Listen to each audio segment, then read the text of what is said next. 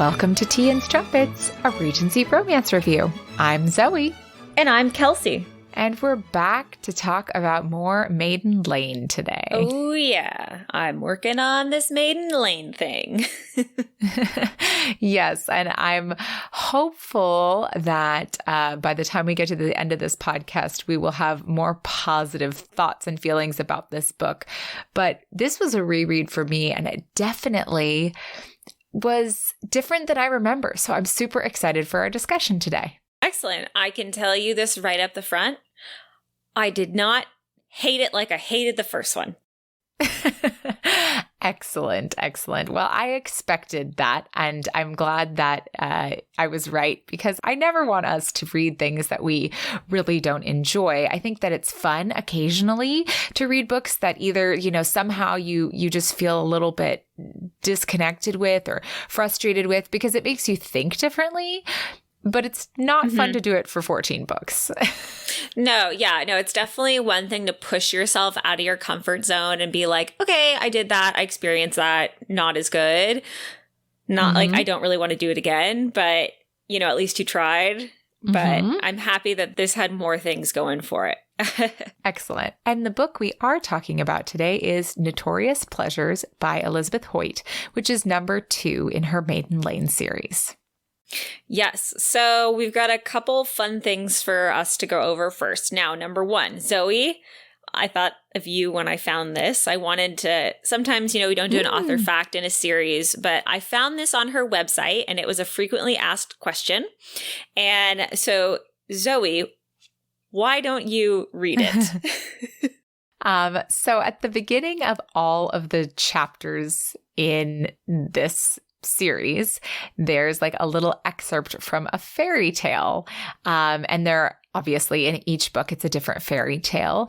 And the frequently asked question is, where do the fairy tales in your books come from?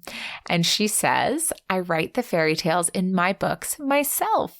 They are often based on older fairy tales, myths, or legends, though, so parts of them may sound familiar. For instance, the fairy tale in The Raven Prince, which is a different series, had 2 inspirations, the Greek myth of Psyche and Eros, and the Princess Goldenhair and the Great Black Raven, a fairy tale by Howard Pyle in his book, The Wonder Clock, which is now out of print.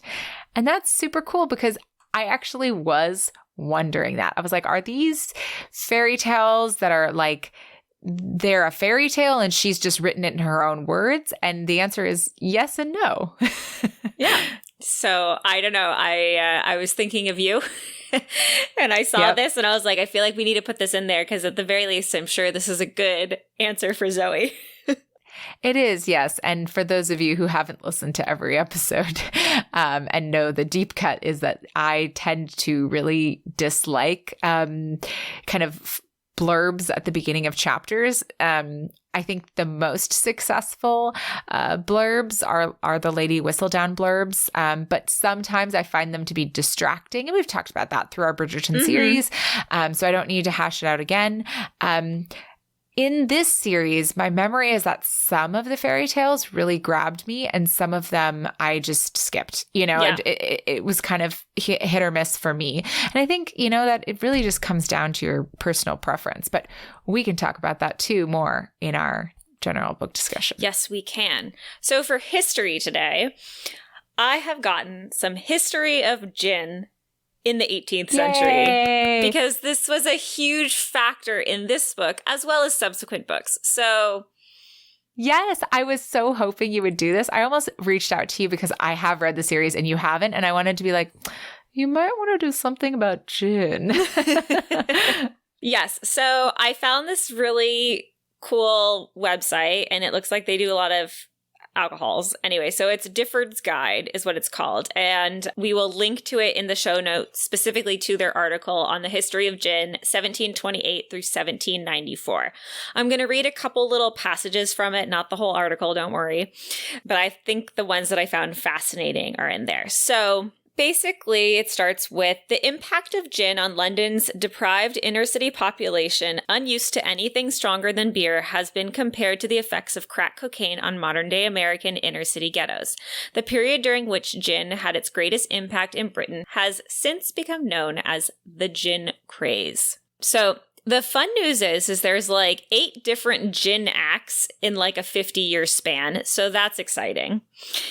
And a lot of it has to do with like wars that are being fought. But then what's interesting is English grain distilling was banned in 1757. And it's because in 1757, the harvest failed, and fearing a bread shortage, exports of corn and malt were banned, as was all distillation of wheat, barley, malt, or any other grain. This was intended to be a temporary measure, but when the 1758 harvest proved little better, the ban was extended. Spirits were still being made from imported sugar molasses, but due to the high cost, production was comparatively small, and so the spirits that were available were priced beyond the reach of the poor. Sobriety prevailed, and London enjoyed growing prosperity and many civil improvements to its infrastructure with the construction of new roads and the introduction of street lighting. London's standard of living rose for both rich and poor alike. The bountiful harvest of 1759 led distillers and farmers to lobby for distillation to be legalized. However, their demands were countered by those of moral reformers, a stronger church, and the growing middle classes who argued for out-and-out prohibition. However, the lack of availability of gin was causing rum imports to rise. And this, along with the preference of the government to earn excise duty from domestic distillers, led to a compromise. In March 1760, a bill restored corn distilling, but with double the levels of previous excise duty. So, one of the things that they talk about a lot in this book is the women affected by gin. So, this was 1723 to 1757, and it was called Mother's Ruin. In 1723, the death rate in London outstripped the birth rate, and it remained higher for the next decade, with as many as 75% of babies died before they reached the age of 5. Gin was also blamed for lowering fertility. Women addicted to gin neglected their infants or quieted them with gin. Babies were born deformed by fetal alcohol syndrome. Women more than men fell foul of gin, so the spirit gained a feminine identity and earned its nicknames like Lady's Delight, Mother Gin, or Madame Geneva. The term Mother's Ruin survives to this day. So that's kind of a big play in the home for unfortunate, oh God, the name is so long. The home. The home for unfortunate infants and children, the foundling. There's a foundling in there somewhere too. I wrote it out with looking at the book. But here's a fun one I thought you guys would like. So after grain distilling was allowed again, in 1777, Higgs and Stein started exporting grain alcohol to London for rectification into gin in 1777. Much to the upset of the English distillers, this was the start of a flow of cheap quality grain alcohol from Scotland, which has grown over the centuries to the extent that what little gin is still produced in London today is more often than not made with Scottish grain alcohol. Formerly London distilled brands such as Gordon and Tanqueray are now made in Scotland, and even Beefeater, still distilled in London, is bottled in Scotland. So Scotland has a thing on whiskey, but they also are really important to the distilling of gin. Well, thank you, Scotland. I do enjoy me a nice gin and tonic whenever I'm going to go for hard liquor. As do I. So these were just some fun facts about gin and this time period. If you want to read more, it definitely goes into more depth as far as like the acts where it was penalized and kind of where they were trying to, dissuade people from buying gin. But basically, it was around and it couldn't be defeated. And you know what? My taste buds are happy for it. Yes. And if you haven't read this book, I can also just add that, these books, the whole series is set in the Georgian era. I don't know how early in the 1700s. I just haven't looked into that, but maybe we should do that before the next one. Do they even have dates? But I don't think they have dates in the book at all. They just have wigs that I'm aware of. Just have wigs.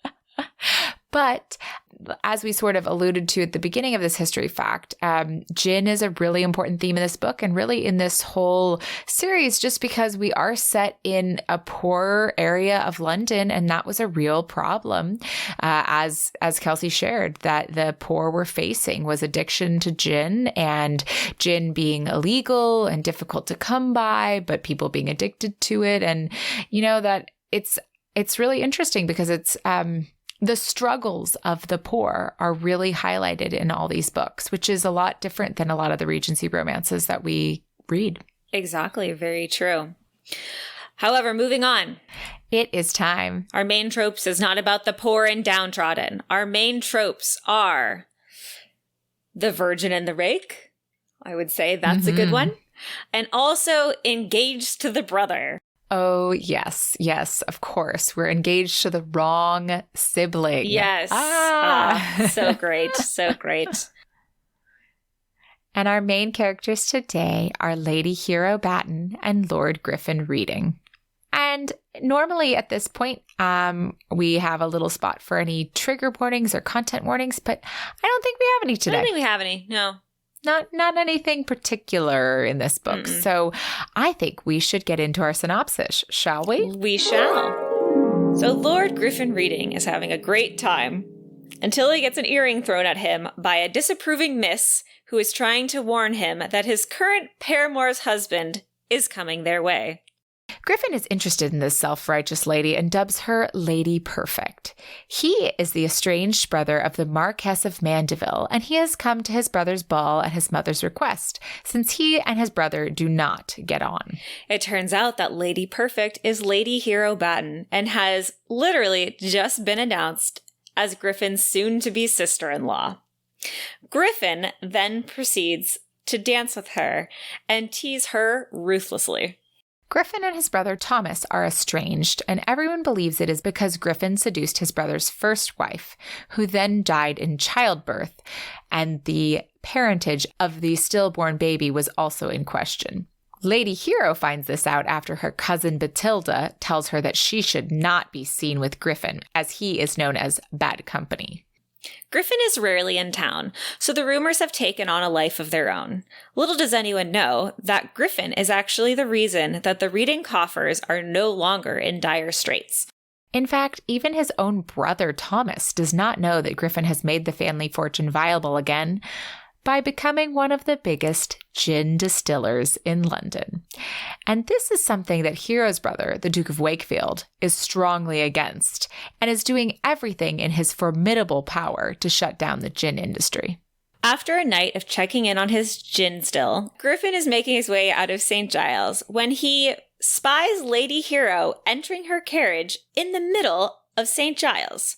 She has just been to visit the home for the unfortunate infants and foundling children, the home that she is patroness of. They are currently in temporary housing until their new home can be built, a sore spot for Lady Hero, who has taken her duties as patroness very seriously. But seeing her in St. Giles riles Griffin up, and so he blackmails Hero into spending more time with him.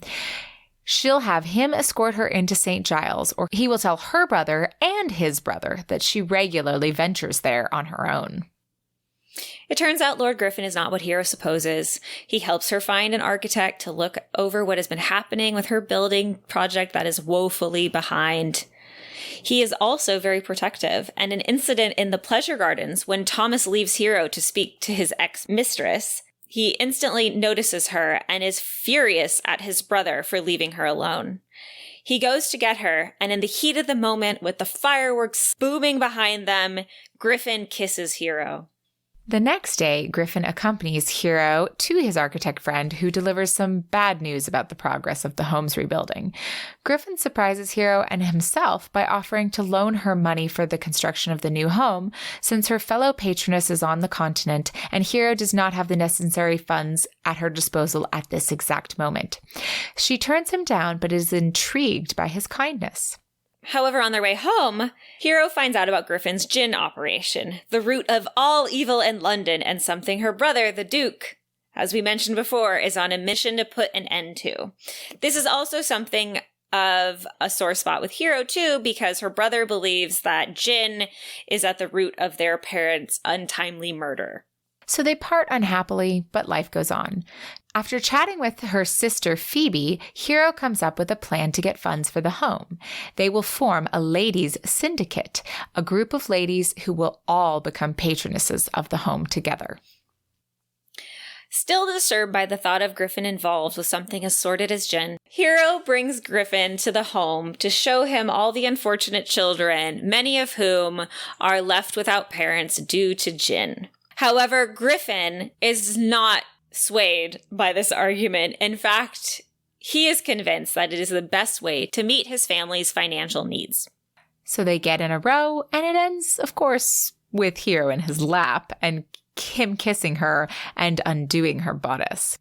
We get an encounter, everybody, and it is a handsy encounter beneath Griffin's trousers. However, things are then very awkward when the carriage slows and Hero realizes that Griffin's brother, her fiancé, is supposed to come to lunch. And then Griffin is invited to lunch, making everything even more awkward. But things go well, and Hero vows to put distance between herself and Griffin. Of course, that plan is quickly unraveled when he and his sister arrive to take Hero and Phoebe shopping. The trip is uneventful, but Griffin learns of Hero's plan to create a ladies' syndicate. They bond over books written in Greek, and after an incident on the street with Phoebe, Griffin learns that Hero's sister is going blind. That night, with much to think about, Griffin's distillery is attacked by the competition. Before that attack, his partner Nick mentioned how his family used to spin, and that could be a lucrative legal venture should Griffin decide to turn away from gin completely. The morning after the attack on the still, Griffin is interrupted in his bath by none other than Lady Hero. She had heard of a gin still burning and had been so worried that she had come herself to see if Griffin was all right. Well, as you can imagine, this leads to an encounter. Griffin first goes down on Hero, and then they shortly go the rest of the way. Afterward, Hero rushes out. Griffin tells her to marry him instead of his brother, but Hero is not convinced that is wise. Sadly, she gets no reprieve because Griffin finds her at the ball she is attending that evening. First, they argue in the garden, and then they find their way to a room down the hall and make love against the door. You know, romance novel stuff.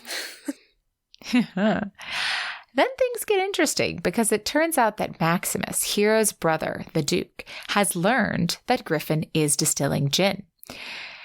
When Hero finds that out from Maximus, she begs that he not touch Griffin, and that is how her brother learns that there is something more between them. The next day, Hero cannot stop thinking of Griffin, so she shows up at his door and we have another encounter. That night before, Griffin's partner Nick was killed. So when Hero shows up at his door, Griffin needs her. Quote, "You and I," he panted, "are special. This isn't like what everyone else does. It isn't like anything I've ever had before. We are unique together." "That can't be," she said stubbornly, even as her slim fingers gripped his buttocks. "It is," he said against her mouth. Why wouldn't she believe him? Why this denial of something nearly mystical? "Listen to me. I will never have another lover like you. You will never have another lover like me. What we have should be cared for and cherished." The next day, Hero tells Thomas that she cannot marry him and admits the truth. She cannot marry him because she slept with his brother. He is furious and actually strikes her. It just so happens that Griffin had come to his brother's house to see his mother and comes in right after his brother strikes Hero. He sees this and goes berserk, attacking his brother until Hero gets him to stop. He tries to go to her to see if she's all right, but she runs. So she goes to her brother, who is bound to know what happened, and it turns out that her brother has decided to force her hand. He tells her if she does not want him to duel Griffin or have him arrested for distilling gin, she will have to marry Thomas. End of story. Griffin, trying to do the right thing, even goes to Hero's brother, where he is informed that the Duke has decided she will marry his brother, Thomas, on Sunday. Quote, "We seem to be under a confusion of communication. I did not come here to ask for your sister's hand. I came here to tell you I will marry Hero with or without your permission, your grace. She has lain with me more than once. She may well be carrying my child, and if you think I'll give up either her or our babe, you have not done nearly enough research into my character or history. After that, Griffin goes to seek out his own brother, and they have a long overdue heart-to-heart. They rehash everything that has gone on, but Thomas is so preoccupied with who he thinks Griffin is that he just doesn't hear the words. Even after Griffin tells Thomas that he loves Hero, Thomas still refuses to back out of the marriage. That night, Griffin sneaks into Hero's room. He tells her he loves her and tries to get her to go against her brother's wishes. She asks him to again give up the still, but since Nick's death, Griffin needs to have his vengeance upon his enemies. The two make love twice, Griffin telling her how much he loves her, but Hero will not say she loves him in return. She wakes up the next morning and Griffin is gone, leaving the earring she threw at him on their first meeting, an acknowledgement that he is not returning if she stays on her chosen path. Now, during this time, some more important conversations happen, but the most important thing that you need to know is this. Griffin's enemies attack, and Maximus's men have come to arrest Griffin at the same time. There's a battle, and Hero hears all this and makes her way there to make sure that her brother does not arrest him. So Hero arrives in the middle of all the chaos. And Griffin is not happy to see Hero endangering herself, but she decides to tell him that she loves him and she'll marry him, regardless of what her brother says. This is perfect timing because Griffin then gives the signal to blow up his still to help deliver a devastating blow to his enemies. So now he cannot be arrested for having a still.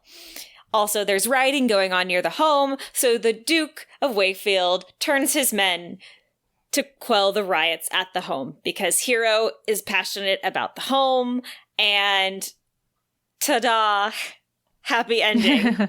And then 6 weeks later,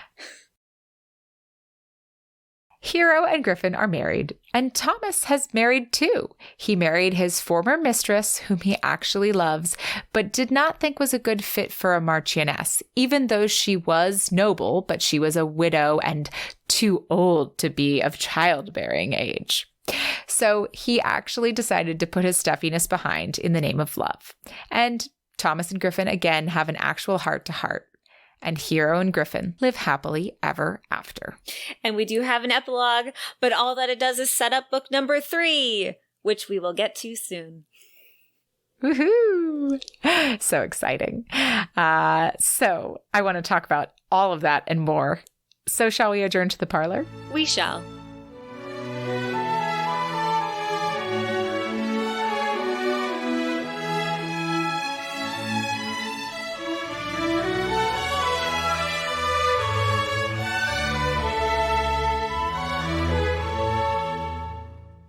Today, we have a very short and sweet parlor. So we're going to remind you that if you'd like to find us and follow us on social media, we're on Instagram and Twitter at T as in Tom and as in Nancy Strumpets, Facebook /TN Strumpets, and YouTube by searching our name.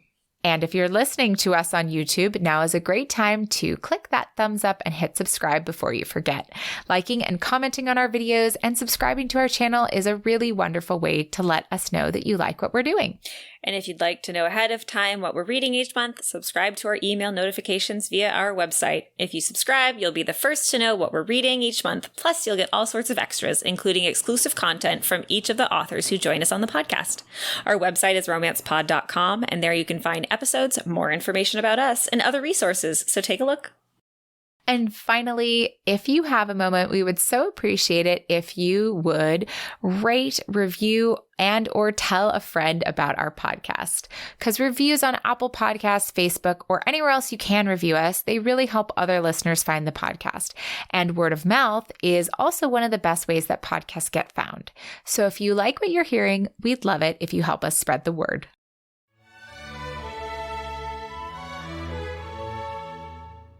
All right, Kelsey. So this was number 2 in our series, and you've already said you liked it a little bit more, or at least a little bit more than the first one. Yes. But what were your general thoughts about this one? I actually liked it quite a bit more. Yes, I liked Hero.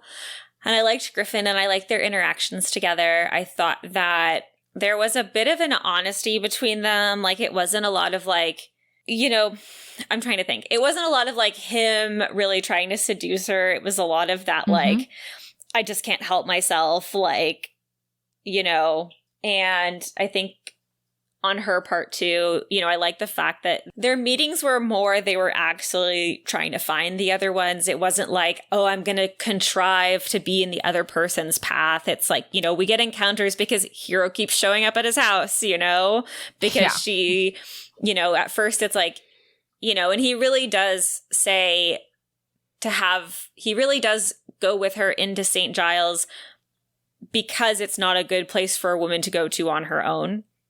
And he's just like, I want to accompany you just to make sure you're safe. It's not like him trying to weasel out more time. It was generally done in I want to keep you safe. And that's backed up with the rest of his personality. Like, he does that for his family. He's the protector. Like, that is his job. Like, he is definitely like that is his personality. So it's not like all of a sudden he becomes weirdly protective of her. He's just actually like, he shows that again and again in his personality that like, he kind of gives up things for himself to better the people that he cares about. And so like, so I agree, like that made sense, and felt like it was kind of a natural part of the character. Yeah. And I think that both of them really felt like they always felt true to their character. I don't think I do not think either one of them made decisions that felt incongruous with who they were as characters.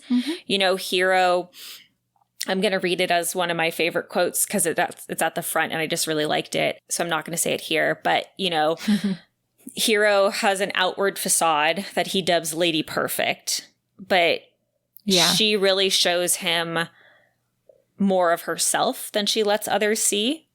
Instead of just like the prim and proper lady, like she just can't help but be herself around him. And he never pretends to be anything other than he is with her. Yeah. And so it's very much there were a couple things that I didn't like. And I know sometimes I don't know how to do it on the Kindle like you do on your book where you can like search words or phrases. But oh my God, she bit her lip. Like 1,200 times, Zoe. Oh my gosh. I would love to search, but my book is still charging, so I can't.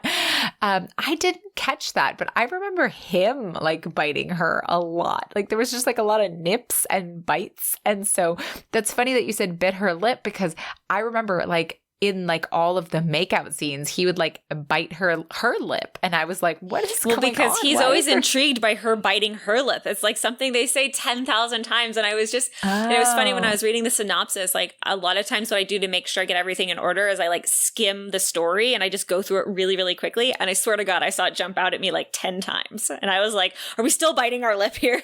That's so funny. That's so funny. I definitely did not notice it, but I really am glad you did because I'm rubbing off on you.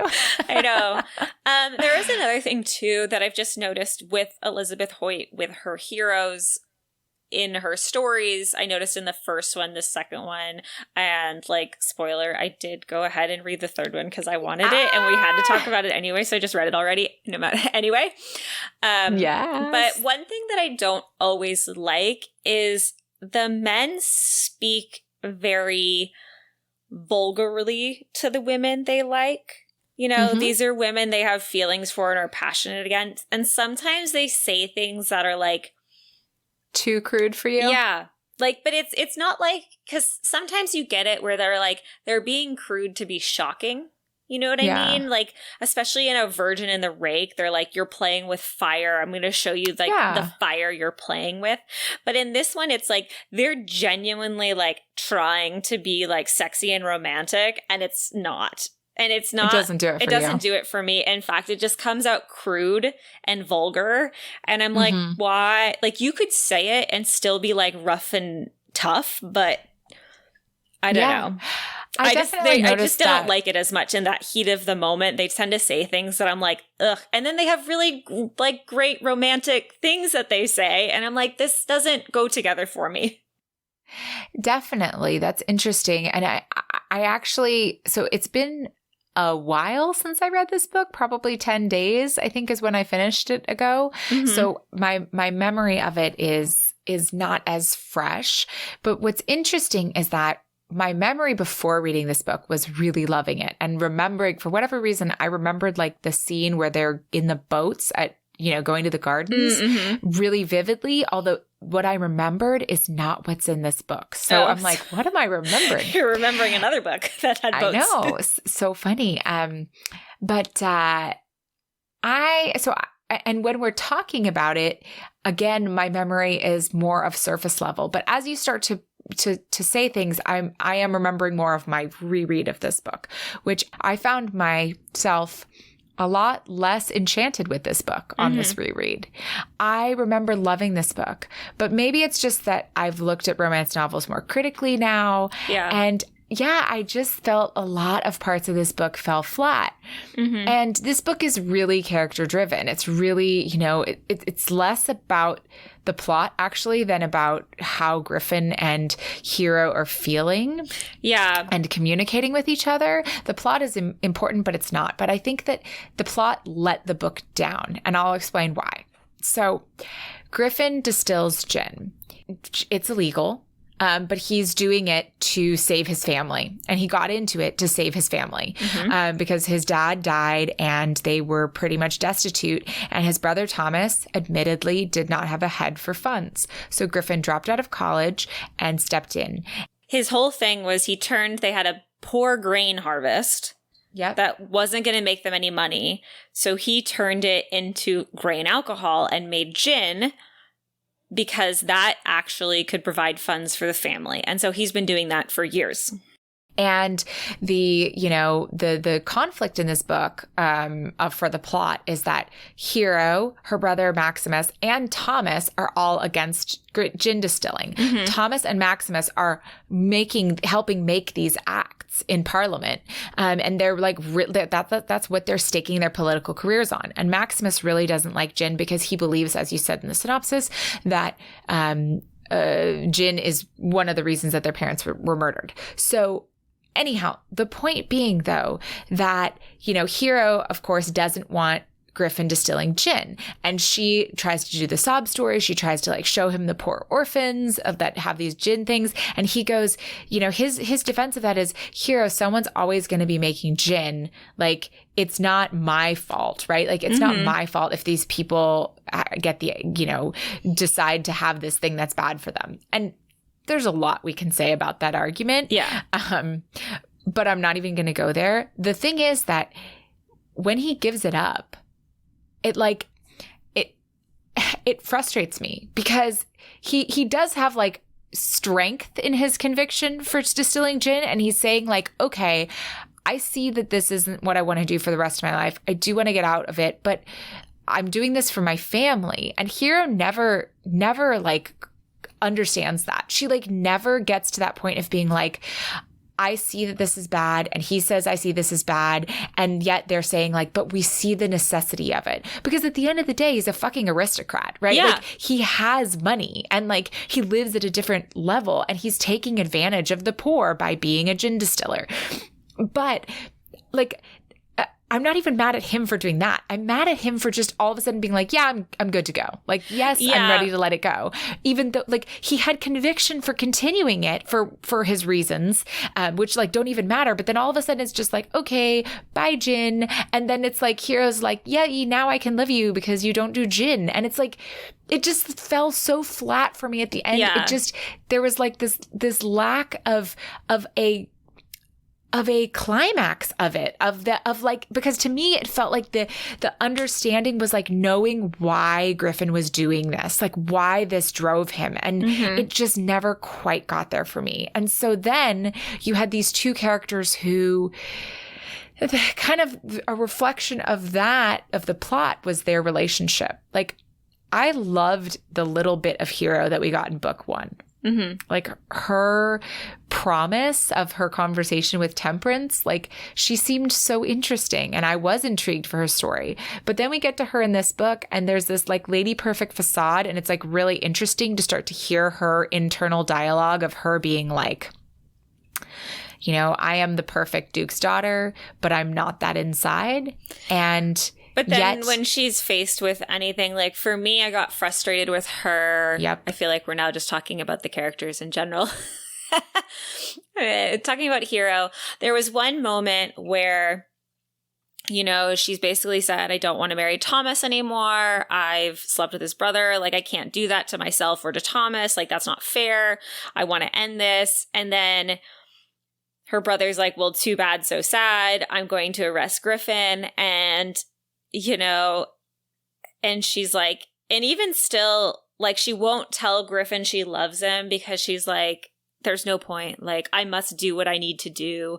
And, you know, even with the threat, because it's not like she says, my brother will arrest you if I don't do this, you know, she's just like, and you don't see her saying in her heart of hearts, oh, you know, I'm sacrificing for him. He just doesn't know it. You know what I mean? It was like, no, she truly was like, no, I just need to like put on the Duke daughter facade and just get over it. Like, marriage is always supposed to be a contract anyway. Yeah. So, yeah, like, I don't know. There's just, it's so weird because, like, I don't know. I feel like she has more to her than that. And that's what we started out seeing. And then we didn't go fizzled anywhere with it. It just fell flat. It totally did. She just like got caught up in exploring sex and her sexuality, but she didn't grow emotionally, you know, where I wanted to see her grow more emotionally. And instead she was like, oh, but Griffin's doing the bad thing. I'm going to help him do a good thing. But she didn't. Like, anyhow, I think she just had a lot of promise, and I don't think that the characterization quite lived up to what I wanted for her. Agreed. So I'm ready to rate her. Cool. Do you want to go first? I'm going to give her a 6. That was my guess that you would give her. I'm going to give her a 5. I could take her or leave her. I was even tempted to give her a 4 because I was just like, I was pretty disappointed in her. Like she frustrated me in ways that I just didn't remember.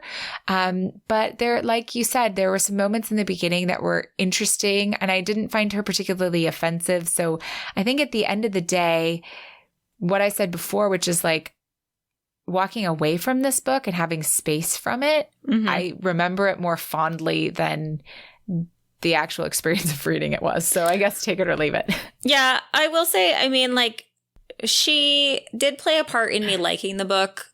You know, one thing I did like about her is, like, she really was a fairly independent young miss.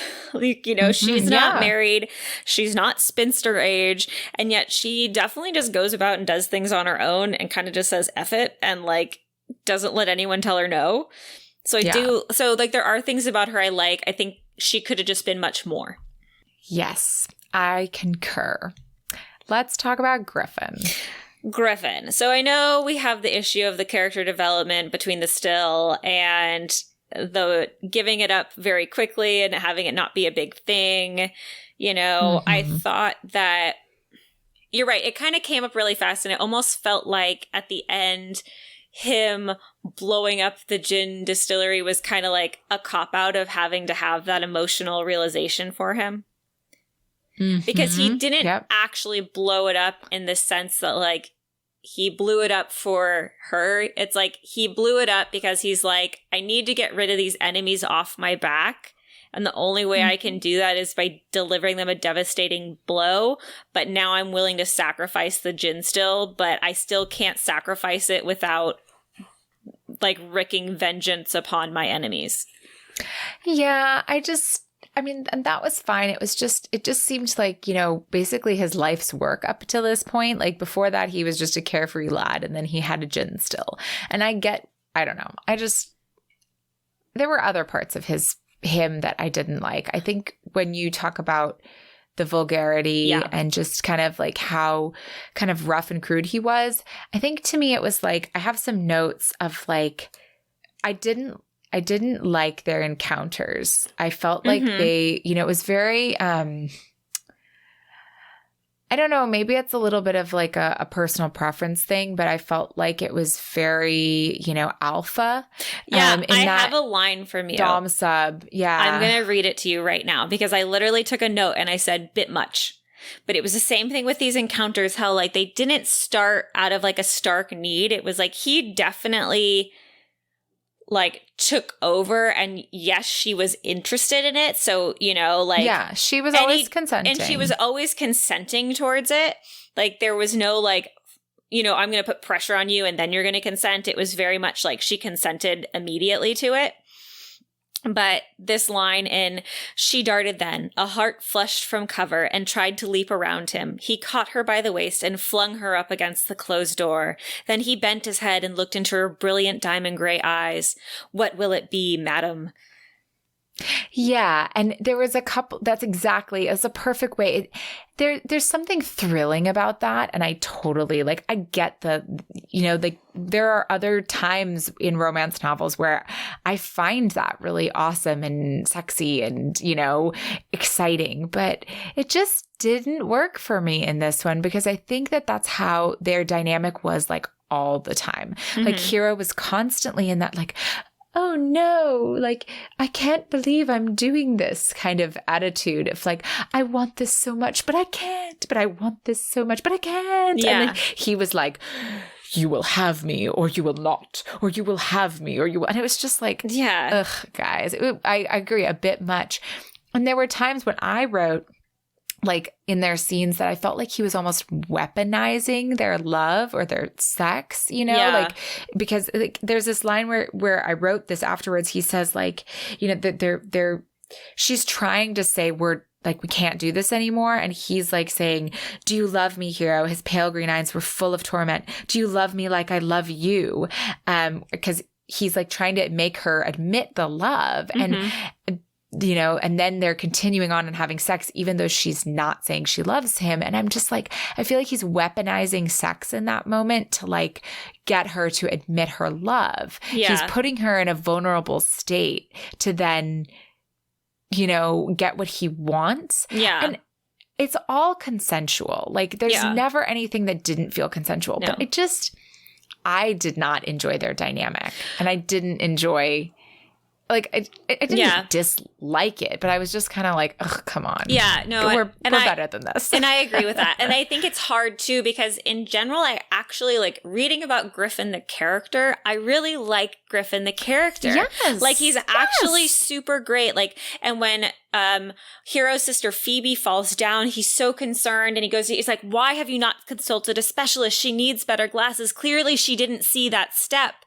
And, you know, he's so concerned for Phoebe in that moment. Like, he's actually a genuinely kind, caring individual who looks after those he loves. And even Phoebe's sister, knowing how much she loves her, he's like, what's happening here, you know? And so it's hard because he, as the character, is actually quite lovely.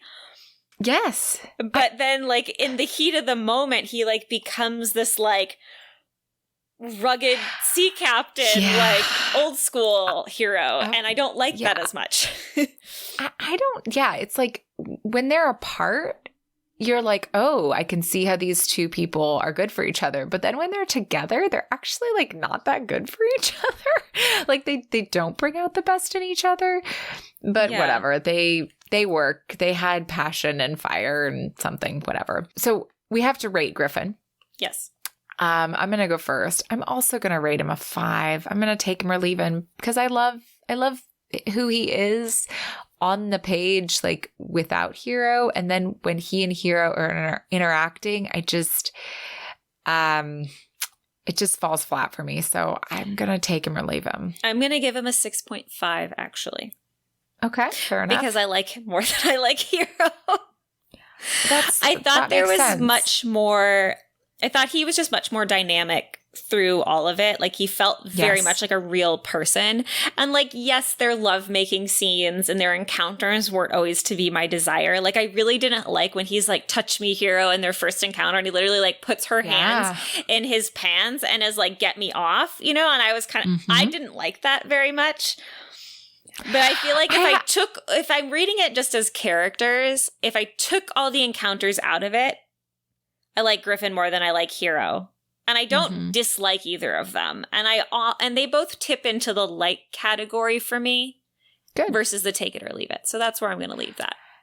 Yeah, it's interesting because like you said with that first encounter, I think this with so many romance books, I think that like all of the things that happen in this book, all of the encounters, none of them are like things that I would never want to read. But just putting them all together with everything else that happened in this book, they just didn't quite work, you know? Like, whereas like in another book, in another place with two other characters, that same scene might be super steamy. Agreed. So it's just interesting. See, that's the thing is if I look at those encounters as a whole, like the characters in this book don't feel like they're having those encounters. I agree. And in fact, normally we do our favorite quote next, but we've kind of been talking about the encounters in relation to these characters because I feel like there were so many of them. And there were so many of them.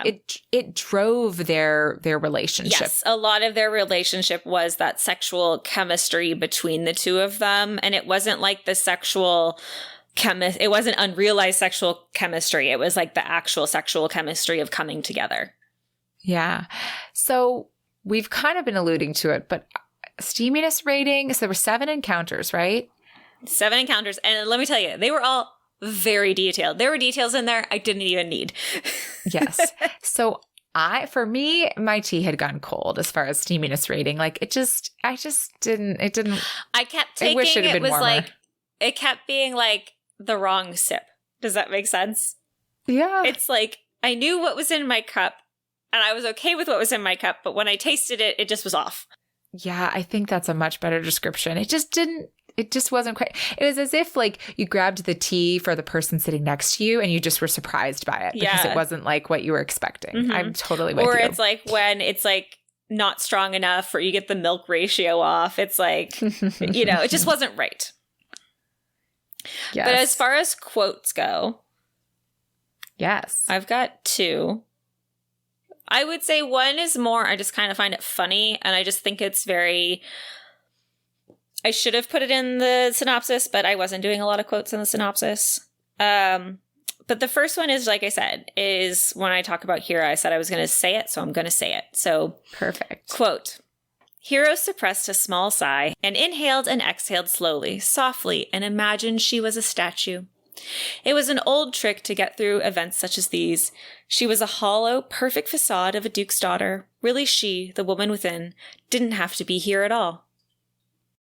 I had that one. I was thinking about using that one. I'm so glad you used it because that is where I got so excited as I started reading the book. And I was like, yes, now we get to find out about Hero. Exactly. Like I was so excited reading that line. And that's like page 16 on my thing. Like it's very early on. Yes. It's beautiful and it's good and it's so vivid. It's so vivid. I love it. And then my next one, which is this is where Hero's contrast with everything that we see is Griffin has said, "Marry me" to her. And she says, "Oh, dear Lord." She turned to face him. Her eyes skipped over his nude body, and then she held her gaze firmly above his waist. Have you not listened to a word I've said these last days? Marriage is a contract, a bargain between families, a pact for the future, solemnly thought out and sincerely entered into. It isn't something one just jumps into on a whim. He shook his head. This isn't a whim. Then why didn't you ask me before you bedded me? He stared at her, tempted to answer that he'd been thinking with the smaller of his 2 heads before he bedded her. Thank you very much.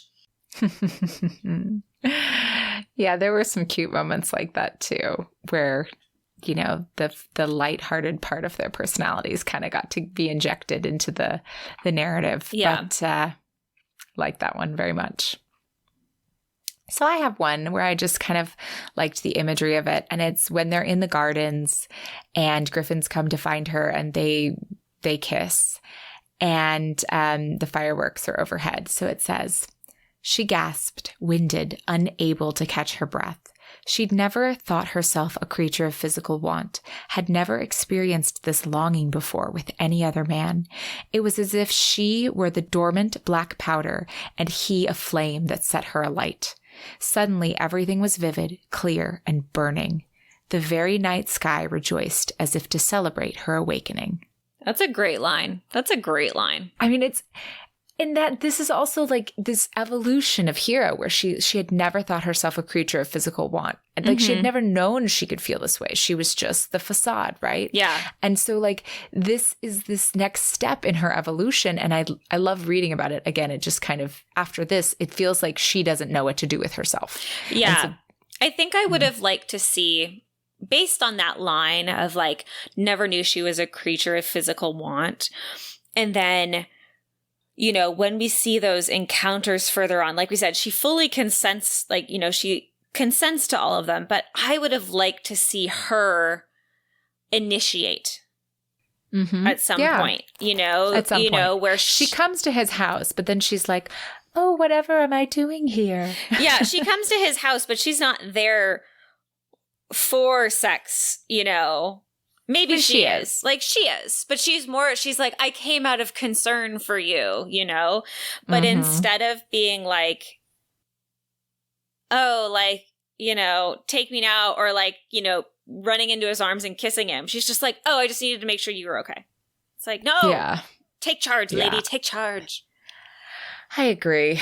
Well, so in our last episode, you know, we said with the feminist recap, it's still stumbling here in episode 93, but you know, I was thinking we could try to bring things that we thought, you know, empowered us, or things that didn't empower us. And I feel like this book was kind of in the middle, because for me, I just felt, again, we've already sort of talked about it, like the encounters were not like empowering to me. Not that everything has to be empowering, and like Dom sub stuff is great and wonderful, and like it can be empowering to read about. But I don't think this was that. And it fell flat for me. And I think, you know, my comment before about how he kind of weaponized sex, like, you know, he didn't like, that's a bit of a strong term for it, but it felt like he was using sex and their sexual attraction as a way to like win her forever. Yeah, I get that. And yeah, I don't know. This book was not particularly empowering to me, nor do I think that it was, you know, offensive. No, it wasn't offensive. I would say it leaned supporter. Taking all the sexual components aside, I think that, and one thing about these books is they jump from different characters' perspectives. So we do get a lot of silence in this, and we do like see more of what's happening in the home. And I will say that this book, even though we did get a lot from Griffin's perspective, and I feel like he was very much like a solid voice in this book, I felt like it was really told from women's points of view. We see, you know, we see the mistress, you know, standing firm against Thomas and being like, I'm not going to be your mistress if you're marrying somebody else. We see cousin Bathilda trying to support Hero in her decisions, like even against her brother. She's not like the old matronly cousin who has taken care of them, doesn't just side with her brother. We see Phoebe's love of her sister. We see Griffin's love of his sister, you know, and the support and doing things because he's like, oh, I need to take care of Meg's season next year. And I need, you know, and the influence of his mother in his life and how she is a very supportive person and he does love her, and you see that, and he takes her words to heart. So I will say there was like leaning support just because it was so and the ladies female. syndicate, and the ladies syndicate was so great because they're like, no, we're not going to allow you to donate because men want to take over. It's just ladies. That's really great points. I think that like this book is written to be, you know, empowering. And I think that there's a lot of great themes, as you have pointed out, to support that. All right, so let's talk about this one. Final book rating for this book. As I said at the beginning, I remember this book a lot more fondly than I felt about it this time. And even kind of trying to bring up my thoughts about it this time after only reading it 10 days ago, it was like, oh yeah, I had to dig deeply. For whatever reason, it still like floats to the surface as pleasant. Yeah. But I think I'm going to rate it a 5. I'll take or leave this book. I feel actually a little bit ambivalent about it at this point. I will say it's a 6. Mm-hmm.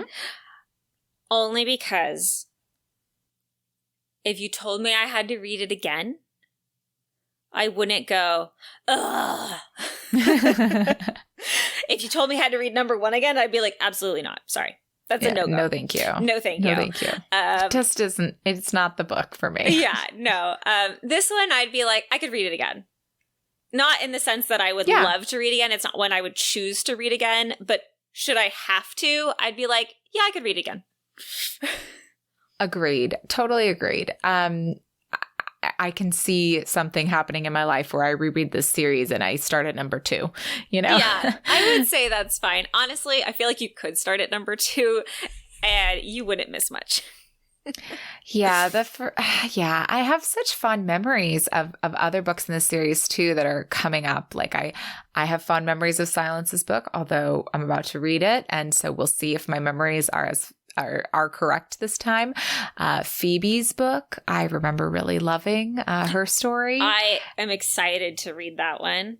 I don't know what's going to happen with that one. Mm-hmm. I'm excited to Should I give you a spoiler on the trope for that book? No. No spoilers. No? Okay. No spoilers. Okay. Got it. There's a lot of these books that there's a lot of good characterizations in this book and characters in this series. And I do find myself intrigued by them and wanting to continue just because for me, so far, Elizabeth Hoyt is very good at the mysterious. Mm-hmm. Like she gives you snippets and little like breadcrumbs and it makes you want to continue. So I would say for me, that is what's kind of pulling me along in the series. It's like, I need to know. Yes. And there's so many good ones. Like, I mean, Maximus's book, I don't really remember his. I can't remember his heroine, but there's a couple of dukes you haven't even met yet. Oh, wow. There's Godric St. John and Megs, who we met Megs in this book. Mm-hmm. So his Griffin's sister, and Winter. Oh my goodness, I can't wait for Winter's book. It's literally such a great book. Okay, so anyhow, lots of excitement for this whole series, and we will keep reading it here on the podcast. Excellent. Well, as I alluded, we are reading Silence's book in November, but our next episode is not in November. So, Kelsey, what are we reading next time? Next time, we are reading Highland Haunting by Lily Maxton. Yes. A short, quaint novella that takes place in the Highlands. Mm-hmm. If the title was not a clue. Yeah. This is a male novella too, and a little bit spoopy. Yes. So yeah, it is the spooky season, so we had to have a spooky book in there. We tried to throw at least one at you. Yeah, and Halloween wasn't actually a thing in the Regency, but we're going to talk about that in our next episode. That's fine. All right, well, I'm excited to share that book with our listeners, so thank you all for listening, and please join us next time as we read Highland Haunting by Lily Maxton. And may all your ever afters end happily.